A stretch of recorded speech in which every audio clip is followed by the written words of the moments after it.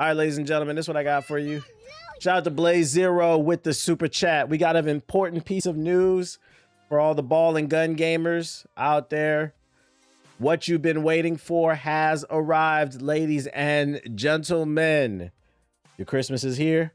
Rockstar tweeted out, pre-orders for Grand Theft Auto 6 will officially begin June 25th on digital storefronts and other select retailers.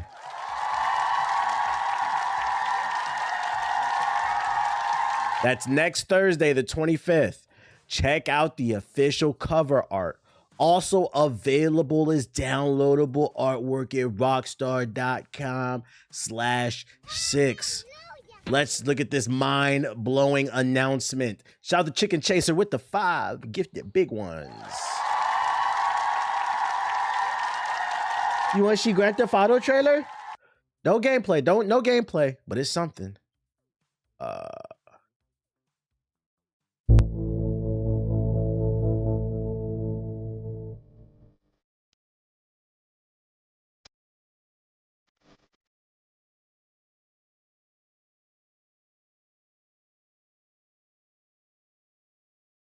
Here! Woo! Thing that's gonna define art. Most important piece of media in your lifetime. It's finally fucking here, man. You didn't get a chance to look at the no gameplay, by the way, but we did get a poster. We did get a poster of this game that's about to come out. There it is right there, ladies and gentlemen. This is what the PS5 and Xbox cover is going to look like when you go get that disc copy. Wow. Just fucking amazing, isn't it? I'm a Rockstar fan and he about to cook so bad. No, I'm not about to cook. This is what y'all waited for. I mean, I'm happy for y'all. Y'all finally get little tidbits of information, man. But look, just in case you didn't understand what we just witnessed, I happen to save an article that breaks down every detail in the cover art. Now we know it's not a lot going on, but there's a surprising amount of detail. Oh wait, no. Can we have some background music? Let me see. Which one will we do? We do this one. Now, we know it's not a lot going on, but there's a surprising amount of detail hidden within the newly revealed GTA 6 cover art. From fresh faces to interesting vehicles and locations, we've scoured each of these 9 stylish panels to hunt down every secret piece of information we can find.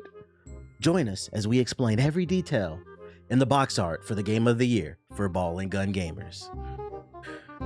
Just like the cover art for every GTA since GTA 3, the upper left panel of GTA 6's cover features a fucking helicopter. This time it's a Sea Sparrow, the ambiguous helicopter that first appeared in the original GTA Vice City and now frequents the skies of GTA Online. Hovering over the pastel-colored skyline of GTA 6's new rendition of Vice City, this particular model is equipped with a mounted minigun bolted onto the cockpit steps. It would be an odd thing for a utility helicopter to come armed with a high RPM military hardware as standard, so it may as well be that we can modify choppers with aftermarket add-ons just like you can in GTA Online. Keep in mind, this is not confirmed. They made this shit up. They're just guessing, okay? Ball and gun gamers, before you get too excited, they're just I'm not saying it's not true, just making sure we know that that's not confirmed. Jason and Lucia. Here we are, our protagonists, Jason Duval and Lucia Caminos. As stated on the Rockstar website, Jason grew up around the grifters and crooks. After a stint in the army trying to shake off his troubled teens, he found himself in the Keys doing what he knows best, working for local drug runners. What? We're gonna be stealing cars and selling drugs like the last 9 games? I never would have guessed. His girlfriend and apparent partner in crime is if the trailer's anything to go by, is Lucia. The Rockstar website explains that fighting for her family landed her in Ludina Penitentiary. Sheer luck got her out. Lucia's learned her lessons. Only smart moves from here. She can be seen in this panel holding a pistol, short-barreled, vaguely similar to the SNS pistol MK2, which doesn't necessarily seem like a smart move to me, but it's pretty vital equipment for a GTA protagonist. What? Grand Theft Auto 6 is going to feature guns like the last 9 games? In the background are a silhouetted palm trees that we've become accustomed to in seeing previous GTA 6 artwork. Yo, shout out to MJ McCray with the sub. And shout out to Lil Bay J with the sub. Moving on to the next thing, the motorbike. This daredevil's pulling a wheelie on a vibrant motorcycle. The bike itself appears to be a Príncipe Alvino V1, a new model for GTA 6 that we first saw in a screenshot of Jason released in May of 2025. But whereas Jason's ride was green, this fella's mounted on a mechanical stallion painted in synthwave-esque shades of pink and purple. This bike is also adorned with logos, the sort of livery that makes you wonder what level of Forza rivaling customization will be available at the local Vice City custom shop. I don't even know why you mentioned Forza. Similar to the helicopter, this bike also sits in the very same panel that featured a motorbike in Vice City's cover back in 2002, which was a big deal since it was the first GTA to feature motorcycles. Wow. Driving alongside the bike, lights flashing and sirens no doubt shrieking, is a vapid police cruiser. This interceptor vehicle is among the most common law enforcement cars on the streets of GTA 5's Los Santos, and so it's unsurprising to see the police departments in Lanida and included them in their fleet. Y'all show the Recruit with the shout out to Recruit with the big 50. Sheesh. It's had a slight facelift since we last saw it.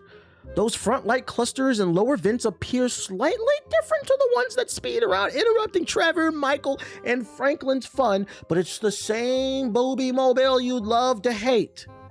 This shit is so funny to me because before I read any further, obviously what I'm about to say, if it don't apply, let it fly. This doesn't apply to everybody, but there are a lot of people that only play Grand Theft Auto, GTA 2K, that talk down on people who play games like The Witcher or Elden Ring and Marvel Rivals or something like that.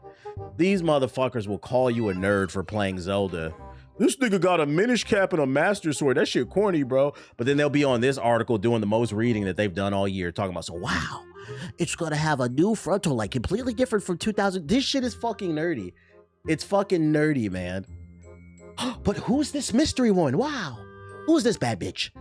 Here's a character we don't think we've seen before. Replicating the original Vice City cover, we have a mystery woman in a big bikini enjoying a drink, or should I say a mini bikini. Like both her and the blonde woman seen on the cover of GTA 5, she may not actually be part of the story. We have to wait to find out if she's a vital part of Jason and Lucia's social circle.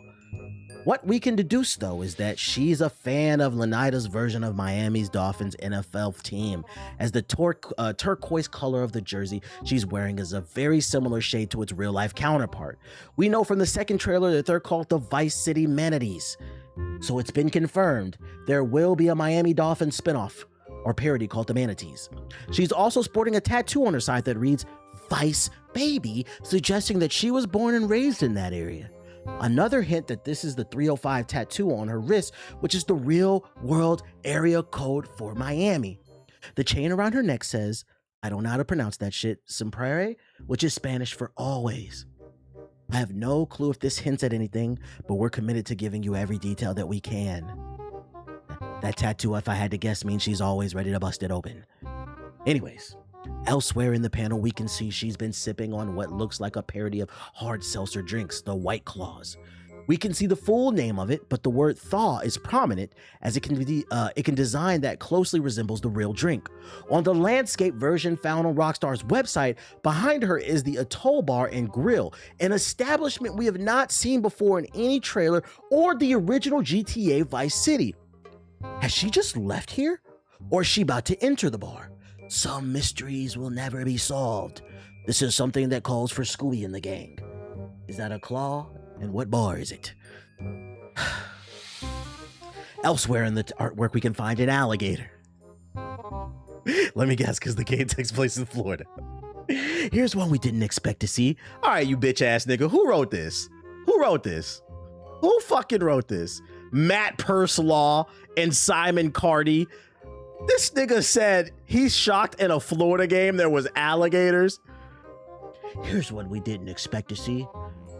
The cover on Grand Theft Auto, there's an alligator complete with a giant toothy maw that you swear was smiling at the audience if we weren't for the simple biological fact that no, alligators cannot smile and we don't understand the concept of smiling.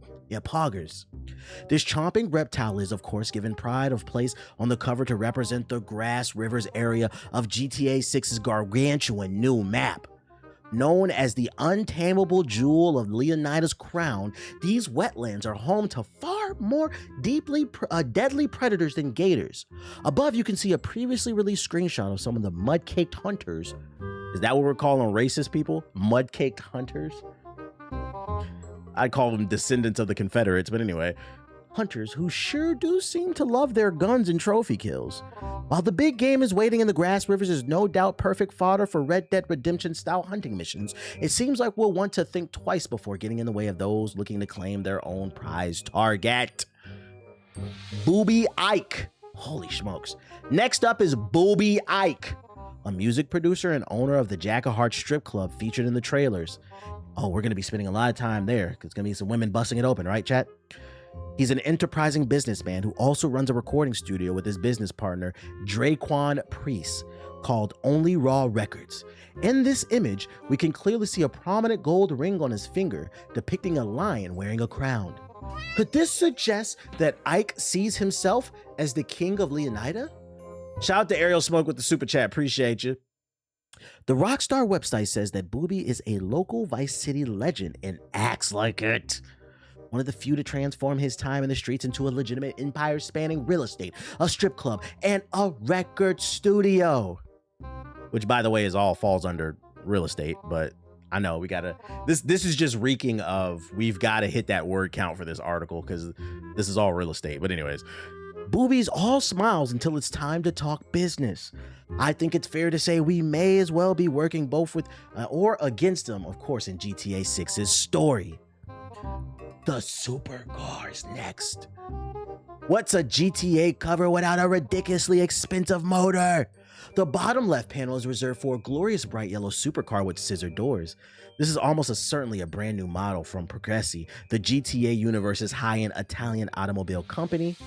We've actually seen this car before, with vibrant lime green paintwork prowling the streets of Vice City in both the first and second GTA 6 trailers.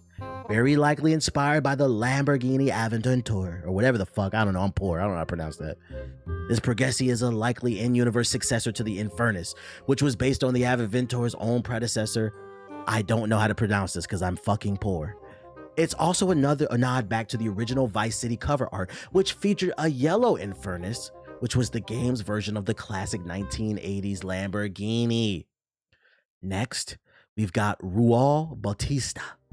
The final character with the honor of gracing the cover is Raul Bautista, a seasoned bank robber always on the hunt for talent, ready to take the risks that bring the biggest rewards, as described on Rockstar's website.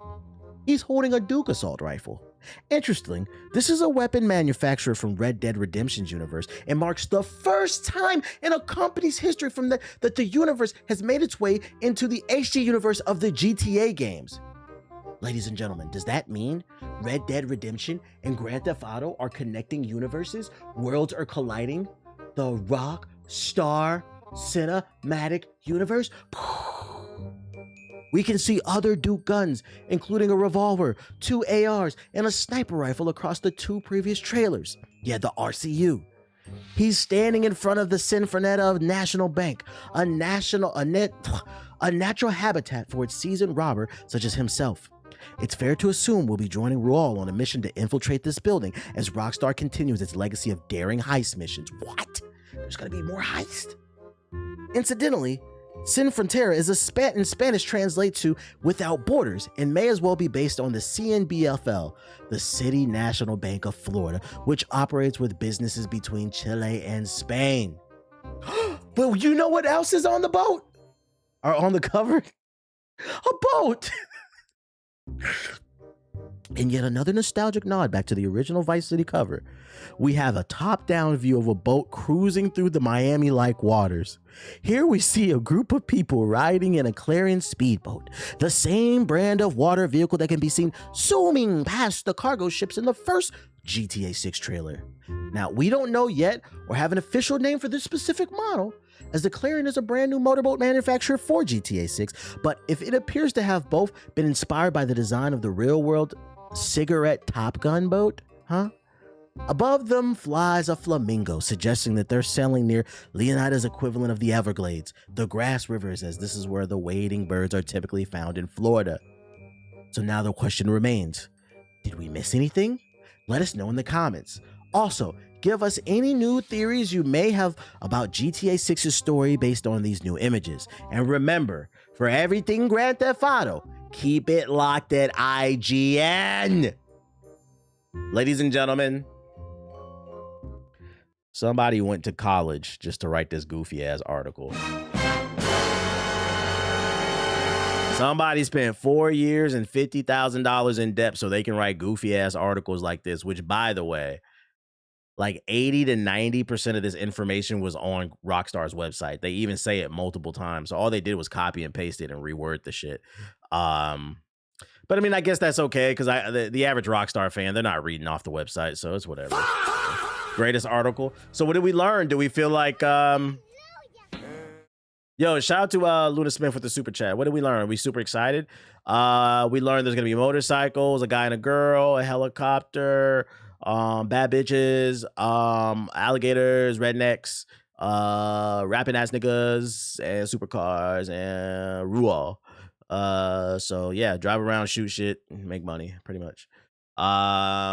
Different titles saying game. The real life grifters are calling the box art woke because it has purple and pink on it. Are they really? So I know. I feel like we don't really get to cover GTA 6 too much in depth now these days because they still haven't released any gameplay. This is the most tidbits we've gotten in a while. So I hope that, you know, this can satiate the ball and gun gamers out there looking for new information on the game. It's supposed to come out this November. Can't wait to see some gameplay. Can't wait to see some gameplay. People on Twitter was getting mad about the cover art, the cover girl too. Why? Because she brown? It's Florida. Like, what the fuck did they expect, bro? I meant to comment, you for real guy haters in here. I bet when the car fucking what? Yeah, they're also calling it woke because of the black girl. Oh my god. I'm gonna tell you right now, the go woke, go broke crowd need to go ahead and find a new target. That shit ain't gonna work on Grand Theft Auto, bro. Motherfuckers have been waiting 13 years for Grand Theft Auto 6. It don't matter what kind of wokeness might be in the game, even though there is none. People are going to buy this game. Go find a new target because you're not going to affect the sales of this game. These people are fucking morons, man. They are fucking morons and miserable. I got more Grand Theft Auto news. That was the serious stuff, and more lighthearted news. Grand Theft Auto 6 is such a big deal. Fresh off the reveal of the artwork, a car company is giving its entire workforce the day off to play Grand Theft Auto 6 on release day. A memo says normal business operations will resume once employees have finished at least one mission and returned to reality. Let's read it together. According to Burger Motorsports, to all staff, customers, dealers, and partners, Burger Motorsports will be observing a temporary company-wide operational pause on Thursday, November 19, 2026. After reviewing multiple employees' scheduling conflicts, management has determined that normal business operations may be impacted due to the release of GTA 6. Several team members have already notified management that they will be unavailable, unreachable, or in Vice City for the duration of the day. Niggas really took out time. They tried to use their PTO and they said, where you going? To Vice City. That's fucking funny. That's fucking funny. That's funny. As a result, the following departments may experience delays: customer support, ordering, processing, shipping, engineering, social media, and general productivity. Normal business operations are expected to resume once employees have completed their initial exploration, finished at least one mission, and returned to reality. We appreciate your patience and understanding during this unprecedented cultural moment. Sincerely, Burger Motorsports Management. Now, I got a plot twist for you. I have no way to prove this, but I think the plot twist here is the company just wanted good PR because they knew that their employees weren't going to show up, or they wanted the day off to play the game. But the reality is the only reason they actually did it is because the owner of this business wanted the day off as well. Nobody wanted to show up, and he found the perfect excuse. So he let in and he said, fuck it. We all gonna ball that day, bruh. We all gonna be on the T Grizzly server. And you know what? I'm not mad at it. As somebody who's not super excited about this game, I do like to see people having fun and enjoying their stuff. And I also like to see people joining in and being like, you know what? I'm not gonna be a dickhead boss. I know a lot of people have been waiting for this moment, so it's just a day. We won't go out of business if we miss a day of operations. This is a W. Rarely will I say it, it's a W, boss. Yeah, but I think the owner's a gamer. What else I got for you? I think I got some more Grand Theft Auto news for you. Oh yeah, your favorite president, your president, not mine, ruined it. The same day that they showed the box art, he made an AI version and put himself all over it. This is why everybody hates this nigga, bruh. Just a fucking loser, bruh. Just a fucking loser. I'm surprised he didn't show it to Obama's library and ask why it didn't have his name on it, bruh. Man, but I tell you what, keep eating those cheeseburgers, man. Keep eating those cheeseburgers, bro.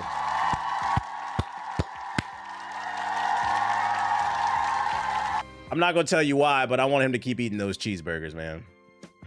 I'm gonna leave it at that. What up, Toby?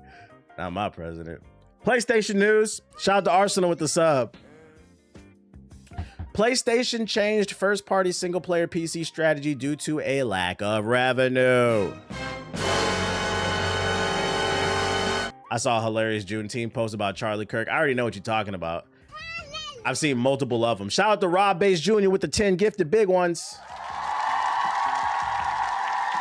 You talking about the Charlie Kirk video where Charlie Kirk is playing and he said, I'm going to work. He said, I'm not celebrating Juneteenth. And then it cuts to somebody like, nigga, you're dead. Shut up. Platform holder, which by the way, I don't believe this shit. Platform holder PlayStation reportedly has changed its strategy regarding first-party titles on PC, partly due to the fact that they weren't generating enough revenue. That's according to Bloomberg's Jason Schreier, who posted on Reset Era. Yo, shout out to Nihilus with the 10-month sub. Appreciate it. According to Bloomberg's Jason Schreier, who posted on Reset Era that Herman Host, the CEO of Sony's Interactive Entertainment Business Group, told staff in a town hall that it had changed its strategy for PlayStation titles on PC for a few reasons. I guess they're not going to lay this out publicly, but there's no ambiguity in their strategy. During a town hall a few weeks ago, Herman Holst told staff that their single-player narrative games will be on PlayStation only, and he explained that they were inconsistent with their PC releases that didn't make enough money, and they want to keep their IPs aligned to their own platform. I think they just want to keep it to their own platform. Once again, these niggas are liars, okay? Just a year or two ago, they were praising about how much money they were making on PC. Xbox starts fucking up, and all of a sudden, they want to take their games back. I just got to call a cap on this. I don't believe this fucking story, bruh. Also, you can also make that counter argument too. Let's say the PC sales were slightly behind the PlayStation sales. The PC version always came out 2 years after the fucking PlayStation version. The sales are naturally going to be lower and it's going to take time for them to get up. But the week that those games came out, they were always the best selling games of the week. So I don't know what the fuck he's talking about. This is one of those situations where context does matter and you're just finding some bullshit reason not to put the game on the platform. Because you're worried about PC eating into your hardware sales. That's what it comes down to. They want to keep the games on their hardware so that they can get you to buy a PlayStation.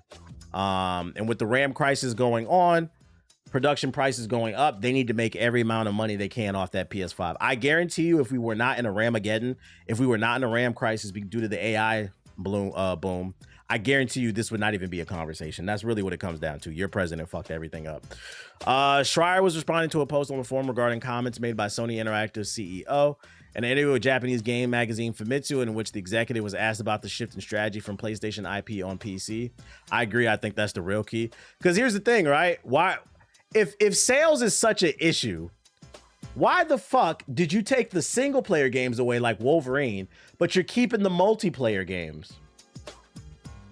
If the sales are really that bad and it's costing you money to port it over to the PC, shouldn't you halt production on all?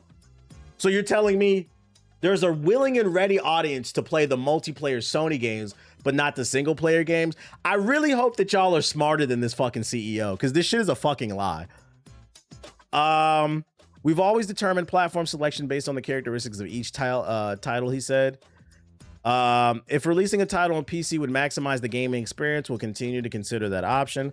Our current main policy is that for single-player games developed in-house, we will further refine the value of the gaming experience that PlayStation can offer. Translation, we want to sell more PlayStations. At the same time, we believe it's important for live service games to reach a wider audience through online multiplayer, so we continue to view releases on both the PS5 and PC as the standard.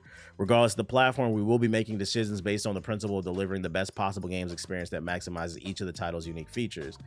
They're buying PlayStations just to play COD. The data actually does prove that. Well, yeah, that's what I'm saying. That's why I'm saying Sony is lying. And then it's funny because you think we're spending money on the microtransactions for live service games, but you don't think they would buy Wolverine or The Last of Us 3 or The Space Heretic. Like, what are we talking about here? It's just disingenuous. And I'd rather you just be honest about this shit. This follows reports that Sony had decided to stop bringing its first-party titles to PC earlier this year. That information appears to have come from the same town hall that Schreier mentioned in his post. The problem was people are going to be willing to wait the 2 years for the PC. They just trying to sell more PS5. So I mean, you know, it was good while it lasted. I'll say that much. I mean, I have a PS5, so I'm not tripping that much. My main thing is I don't like using the PS5 controller. That's the real reason I'm kind of annoyed. But I have a PS5, so I mean, if I need it, I can play their games still. It's not that big of a deal. I just rather have played them on PC. PlayStation niggas love Xbox games. That's facts. That's facts. Why does Nintendo never get smoke about their exclusives? Because Nintendo never brought them to Nintendo never put their exclusives on other platforms. Nintendo IPs are Nintendo IPs. They've always been very protective of their IPs. Sony is getting smoke as well as Xboxes because they're doing this thing where they're like, you kind of trained us to get used to your games on the PC platform, and now you're taking it away within like a year or two. That's why it's annoying. It's like, make up your mind. Are we going left or right?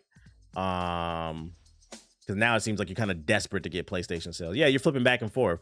Versus Nintendo, you know, Mario, listen, in my humble opinion, Nintendo will go out of business before they ever give Mario to Xbox or PlayStation. Them niggas said Mario gonna die with us. like fucking Nintendo stocks could be a penny stock right now. The CEO of Nintendo will lay in a grave with a Minish cap. He said, y'all niggas can go to hell. I'm dying. Y'all, this is coming with me. No, absolutely not. They protect their IPs for better or for worse. Xbox controllers still use batteries in 2026. I didn't know my Xbox controller used batteries on PC. Did y'all use batteries on PC? I was talking about PC. What are you talking about? Also, I don't know. If you're talking about the regular Xbox, they still do use batteries. It doesn't bother me. I actually like it better than the built-in battery because here's the thing, right? Here's just some food for thought. If you take good care of your Xbox controller, it'll last forever because all you got to do is switch out the batteries. The PlayStation controller, on the other hand, suffers from stick drift, and because the battery's internal, when the battery starts to die, which is usually about after a year, you have to go spend $70 to go get another one. Like, what are you talking about, bruh? Batteries aren't forever. Batteries are cheap though. The ones you can replace at least. Facts about it. Rechargeable batteries been a thing for a decade. I guess, bruh. I'm not gonna lie, you a little too invested in this this console shit, bro. Hey, listen, Psy6103. Why? Let me ask you this question. We'll agree to disagree. Let me ask you this question. Why did it bother you so much that I said I prefer to play on the Xbox controller? Did you take that as like a personal fuck you? You're riding for Sony a little too hard, dog. Are you okay? I just said I like the Xbox controller. This nigga heated. Why do people hate the batteries? I don't know. Yeah, we got a Sony pony in the fucking chat, dude. Relax. Oh my goodness. The console where shit ain't no joke. Yeah, just say you can't afford all the consoles. Goddamn. I can be facetious on this chat and say inflammatory things, but that was one of those ones where I was just like, I like the Xbox controller. Well, you need batteries. Yo, fucking relax, dude. Fucking relax, dude. Sleep for Agent. And other news, meanwhile, I'm trying to figure out what console to... Right. Breathe. Fucking... Oh, shit. What did I just kick? There we go. Epic says the ground-up rebuild of its launcher offers 5 to 6 times improved performance, and Epic Game Store is getting a big redesign for anybody who cares. We first reported on plans of a technical overhaul on the Epic Game Store in February. Epic Game Store GM, I missed that article. Stephen Allison told us that at the time the improvement is pretty profound.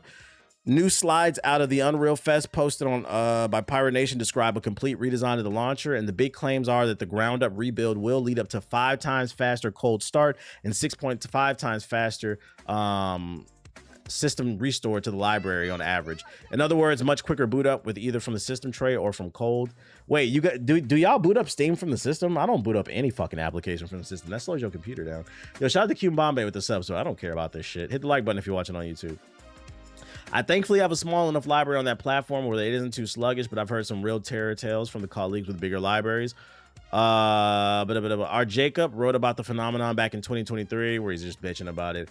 This is cool, but listen, if you really want people to come over to the Epic Game Store, you guys have to shake the stigma that you are just a platform to come get free games. Don't get me wrong, you guys are giving away great free games. But there's no reason for me to pay $70 to buy a new AAA game on your platform when I can just do it on Steam. If you want me to come over to the Epic Game Store, dear Fortnite developers, if the game costs $70, put it $50 on your platform, and I might consider it. I might undercut the competition, because the reality is that nobody wants to have multiple launchers on their PC. They don't want their game library being segregated. Like, I'll give you an example. Like, recently, I was thinking about playing Mass Effect again, and then I went on Steam to look for it, and it wasn't there. And I was like, I know for a fact I streamed Mass Effect Legendary Edition on PC. I was like, where the fuck is it at? And then I remembered EA gave me a code for the EA launcher, so I had to go re-download that shit, bruh. Oh. It's on sale for $4 on Steam. I might buy it again, bro. I was like, I don't really want to reinstall this shit just for that fucking app, bro. I'd never use that shit, especially because Battlefield is on Steam. Yeah, fuck EA. Emmy's on sale again. It is. I got a notification. Let me see. I got a notification yesterday. I don't know if it is still though. Please stream Mass Effect Legendary Edition. Well, no, my girl wants to play it, and I was like, oh, you could just play it off my Steam account. And then I realized I didn't have it when I went to go look for it. And also, I was thinking about, like, maybe I'll do another run. So I might buy it again if it's $4. Shout out to the Steam sales. Fucking log in, dude. Let's see, Mass Effect. Yep, it's on sale for $4 for those who've never played it. You get all 3 games plus the DLC, 92% off. I finally finished the trilogy. I understand. You said I understand it now. EA games don't support family sharing. They don't? How do you know that? How do you know if a game supports family sharing or not? I thought they all did. I might just gift it to her then. Buy 2 copies, actually. It's also on Game Pass currently. Yeah, we want to own it. We don't know fucking Game Pass. Does Mass Effect have multiplayer? Mass Effect 3 did, but it's a single player RPG, bro. No Andromeda, bad deal. Shut the fuck up. This nigga said multiplayer. No, it's a single player RPG. It says on the right side if it does. Oh, really? Let me see.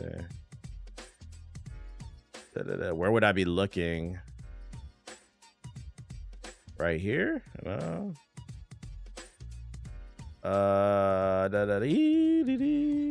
was a ball and gun gamer toy. That shit got live service? Huh. I don't know. I'll look into it later. I'm not tripping. I'm pretty sure it'll still be on sale for a while. Blake and I plan on playing through Gears next before E-Day. Oh, you gotta, if you want to have real fun, you have to play Gears of War on the hardest difficulty. If you play on regular, it's a nightmare, but you feel accomplished if you beat it. It's one of those games, if you beat it on hard, it goes crazy. What else I got for ya? Do any of the Emmys have co-op? Andromeda did in Mass Effect 3, but the servers are shut down. It's not the real, like, the not co-op, but multiplayer. It was like a multiplayer PvE mode. They were okay, but that's not the reason people played Mass Effect. I'm just trying to pay attention to the story instead of stressing. I feel that. Maybe E-Day you play the hardest difficulty. That General Ram final boss fight was crazy on the hardest difficulty. Onimusha got pushed up to avoid GTA.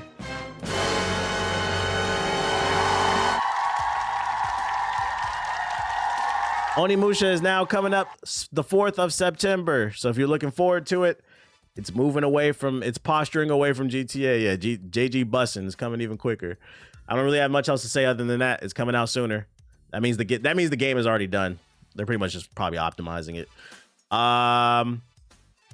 Call of Duty Black Ops 1 and 2 PlayStation re-releases are not remasters.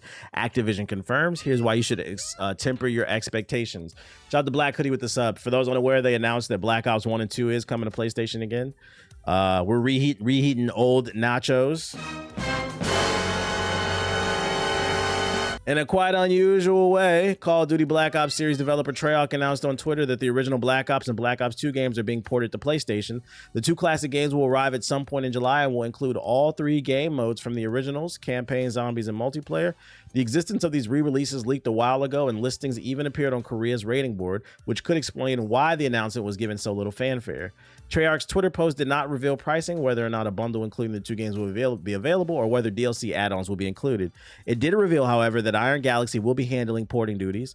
Iron Galaxy is mainly a work-for-hire studio that has delivered ports and remasters for many games in the past, often to a very high standard.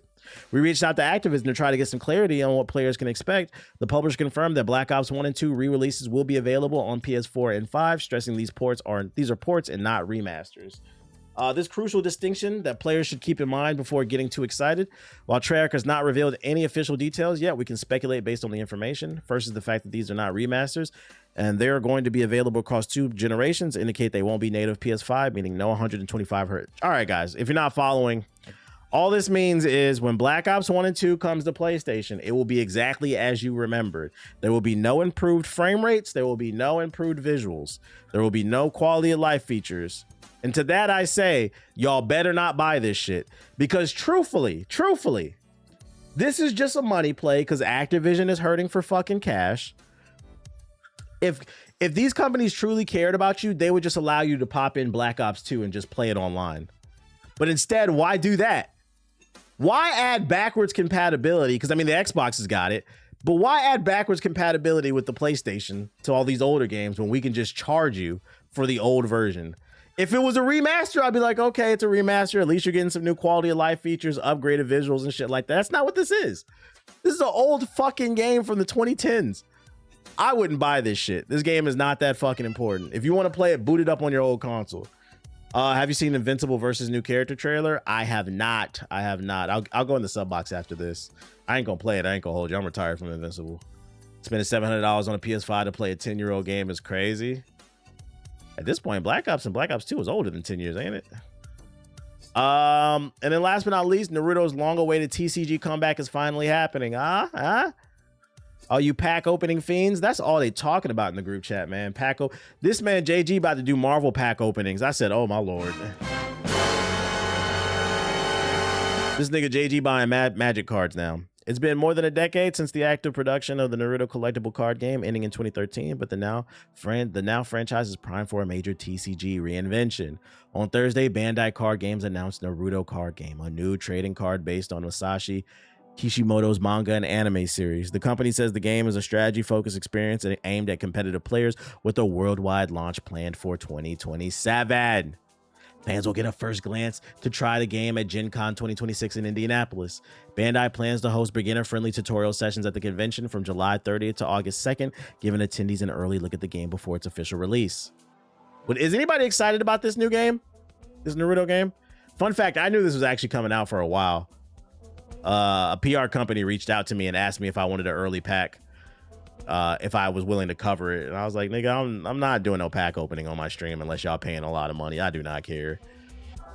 I considered it for a second because I was like, well, what if these cards are worth money like 10 years from now? But then I was like, I don't really care that much. So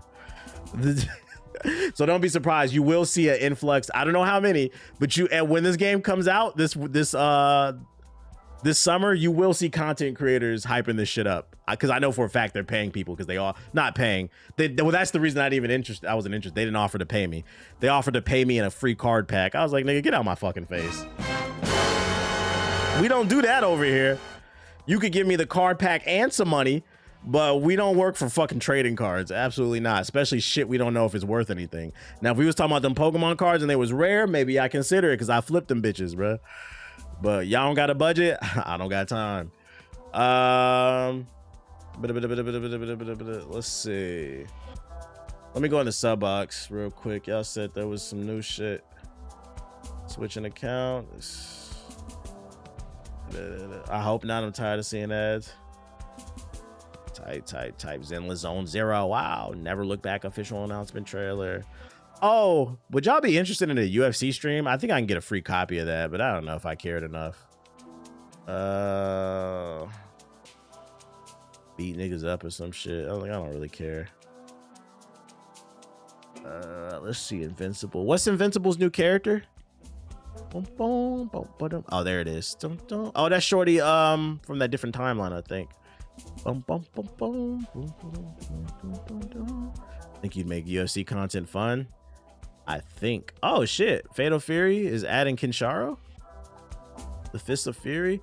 I think I would want some motherfucking other shit. You stream with Anon? Anon busy. I don't really see any other trailers. Hey, NBA draft is next week. Hey, should we stream the draft? Should we stream the draft? What y'all think, chat? It's Wizards Nation, man. Yes, please. I might stream that shit. I'm gonna be hooting and hollering, boy. Hey, if y'all can see my fucking, if you can see my algorithm, I swear like 50% of my YouTube algorithm is nothing but NBA draft speculation, boy. I watch every goddamn Wizards fucking local YouTube channel. They talking about potentially we could get, we talked about it in the group chat. For the longest, they were saying AJ. But now they saying maybe Peterson could go. And we was talking about it in the group chat, and I was saying, look, I'm cool with AJ or Peterson because they saying Peterson could be, they saying worst case scenario. I seen somebody say worst case scenario, Bradley Beal, best case scenario, Kobe. I said, nigga, I'll take that. But if we do take Peterson, I want them to trade down to Utah. Take the number 2 pick because we know Utah wants AJ because AJ went to BYU that's in Utah. So I'd rather them trade down to the 2 pick if we're going to take Peterson. That way we can get some assets. Maybe we can get like Ace Bailey and Peterson because we know Ace Bailey wanted to be a Wizard. A lot of players want to be Wizards these days. It's almost like DC's a great city. Yeah. But if they want AJ, keep the pick. Just keep the pick. I will only be kind of disappointed if they take Peterson at number 1. I'm like, knowing that you can manipulate Utah. That's what I would do if I was a GM. I'm going to manipulate Utah. Absolutely. Nah, save AJ. Don't send him to Utah. He played ball in Utah. What are you talking about? You said, how do I clip? Don't worry about it. Wizards propaganda, nigga. Nobody wants Boozer now. You know, it's funny since we're talking about basketball. I don't know if y'all been keeping up with the shit that's going on in Iran, but if you haven't, here's the short version, the Cliff Notes version. So this nigga started a war, right? Long story short, he ended up caving to Iran, and they're talking about potentially signing another treaty. And in it, basically, they're allowed to enrich uranium for 3% every year. Just like the Obama. Basically, you remember the deal we had with them under the Obama administration? It's the same exact deal, but we now owe them $300 billion. Now, that was like 24 hours ago.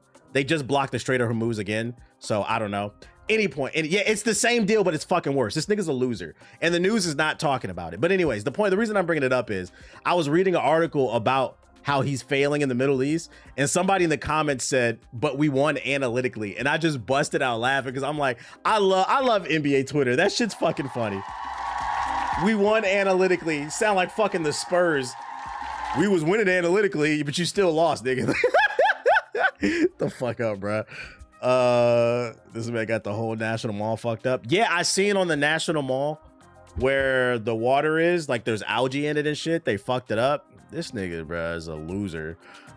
That was a Cavs who said that. I'm thinking of my bad. That was Siggy that said that. My bad. Yeah, that shit had me cracking up. But yeah, that's your update. That's your political update. We are now in a worse deal than we were before, but he'll say we're winning. What else I got for you? Oh, Invincible. Joe Biden. The capabilities to do it all, which is something I haven't said in a long time in fighting games in general. I think she might be the one. We coming back to Invincible, chat? So she's an alien warrior. She's this queen of this planet that's basically dying. And she's looking for a large enough energy source so she can save her people. Noble ambitions, but by any means necessary. And so you kind of see the events play out. They getting $3 billion in reparations. Yeah, I said that. Basically, 300 billion. a facility very similar to the one that you see here in our game. At this point, Iran getting reparations before black people, and the Confederates got reparations. Ain't that crazy? Where she's trying to, get energy for her people. She It has like 40 players online. her Say it ain't people's, so. Staff of leadership. Basically, she uses it to drain energy. So her hook is essentially that energy drain. She can actually steal your meter, your boost gauge, by using her forward special. And you see there, up in her boost gauge, if she has all 3 boost bars, it actually has this max indicator. Once you have that max, you can actually my God, you're right. normal boost damage to get extra impact. So, for example, here's her down special, which is sort of like a DP kind of thing. But then if you boost it, single boost, she gets this armored version of that same thing. But then if you hold it, you get the max boosted version, which is only available. I'll be honest, chat. I'm not playing this shit. I don't even care, bro. This is a Marvel token waiting room, guys. I'm not playing this. Let's see. Like I'm good off. It's just a joke of a fighting game. It's a joke. Oh my god. Not only am I not playing it, apparently you aren't either. Who asked me to check out the DLC like y'all about to buy this shit? This shit peaked at 155 in the last 24 hours. This shit is dead. Dead.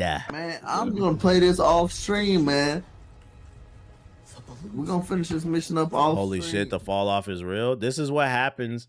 This is what happens when you try to appeal to everybody. When you try to appeal to everybody, you end up appealing to nobody. And in this case, what I mean is with this game, they tried to make a super casual fighting game. I've said it multiple times, but in case you haven't, this is the first fighting game I ever played. By the end of day 1, I was doing 30 hit combos. Like I was like, I'm a little too good at this game. I'm decent at fighting games, but I know I'm not that good. I'm an above average fighting game player. Okay. When I was doing that, I was like, this is a little too easy. Like, but you had niggas on Twitter complaining, how do you block? How do you do X, Y, and Z? They were trying to make it so easy. They ended up appealing to nobody. And what I mean is it didn't appeal. This game didn't appeal to casuals and it didn't appeal to the hardcore. And the thing about fighting games is it is a niche genre that mainly pertains to the hardcore. So when you lose them, you don't have no audience to play, because when a fighting game comes out, if it's a good fighting game, like the first 3 months, everybody's playing it, having a good time. And then it gets to that point where it starts to get a little too sweaty and you realize you don't care and everybody falls off. And the only thing that's left is sweats that are going to Evo. That's it. But this game doesn't appeal to either side, so nobody plays it. And now look at it. Man, I'm gonna play this off stream, man. We're gonna finish this mission up off stream. Less player count than DC Universe Online. Shit is crazy. Smite probably got a higher player count. It has not been 2 months. And what I will say, what sucks is I do think this game had potential, but I just never played a fighting game that was just so easy to combo. And also, this game had way too many safe normals, man. Just moves where niggas was flying across the screen and they was safe off that shit that would be punishable. This is the only fighting game I ever played where somebody would hit you with a level 2 ult or a special move. You'd block it and can't punish it. Fuck this game, dog. That is like one of the core principles of any fighting game. If some goofy ass nigga throws out an ultimate move without comboing into it and you block it, you automatically get a combo off of that shit. Not in this goofy ass game. They get to keep mashing you to death. So the devs, you earned this one, man. Also, this game's community is trash. Yeah, the community's trash too, full of crybaby rage quitters and shit. Let's look at this DLC let me find out Fatal Fury got more players. At least it was only $50. Hey, look, Flock. Oh, head shit. Kisharo.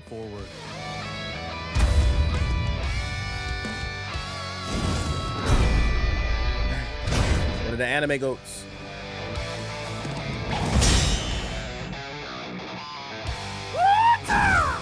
Love will never die.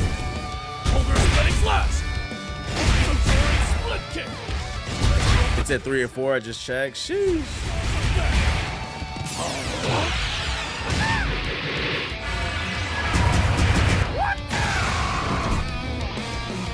Episodes of Southtown.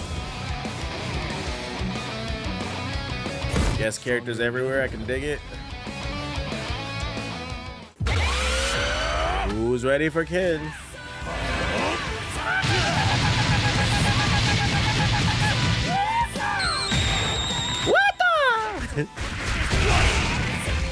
It seems you have inherited more than just techniques alone. Did you play Fist of the North Star? Yeah, I played a Fist of the North Star game on stream. It was pretty fun. City of the Wolves. As far as I know, the community hates the voice acting in this game. It doesn't sound good. But I mean, I don't play a fighting game for... Oh, look. See, I found another video I'm about to load up before I go to bed. Look at that. See, it just appears in my algorithm. Darren Peterson or AJ DeBassa is the #1 pick to debate Sports Center next. I'm going to watch that before I go to bed. I won't torture y'all. I'm gonna just get on Batman.